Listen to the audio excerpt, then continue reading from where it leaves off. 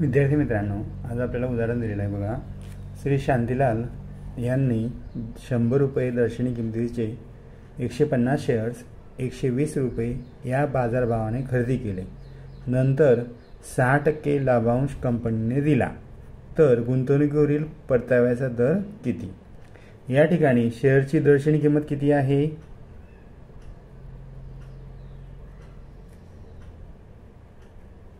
100 रुपये.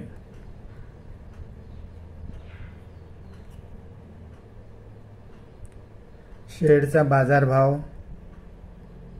एका शेअरचा बाजारभाव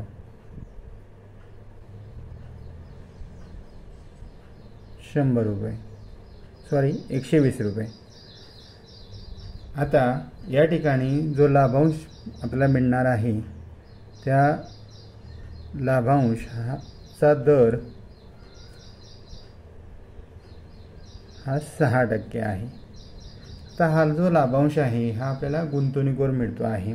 बघा इथं म्हटलेलं आहे 120 रुपये या बाजारभावाने खरेदी केलेले शेअर्स, त्यावर 6% लाभांश कंपनीने दिला. म्हणजे आपल्याला असं म्हणता येईल 120 रुपये गुंतवणुकीवर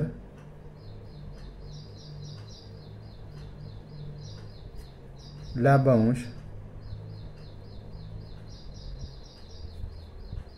6% आहे. आता आपल्याला काढायचा आहे परताव्याचा दर. त्या कंपनीमध्ये पैसा गुंतवल्यानंतर आपल्याला किती परतावा मिळणार आहे त्यासाठी सूत्र आहे बघा, लाभांश रक्कम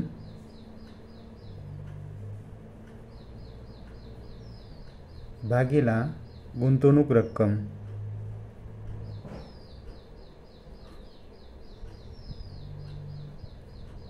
गुणिला 100 बरोबर लाभांश रक्कम 6, गुंतवणूक रक्कम 120 आणि गुणिला 100. 6 गुणिला 100 600 होतात. 600 भागिला 120 भाग दिला तर 0 गेला 0 गेला 12 पंचे 60 म्हणून 5. परताव्याचा दर 5%. भागाकार केल्यानंतर 600 भागिला 120 याचं उत्तर 5 येत आहे. आणि म्हणून आपल्याला लिहिता येईल परताव्याचा दर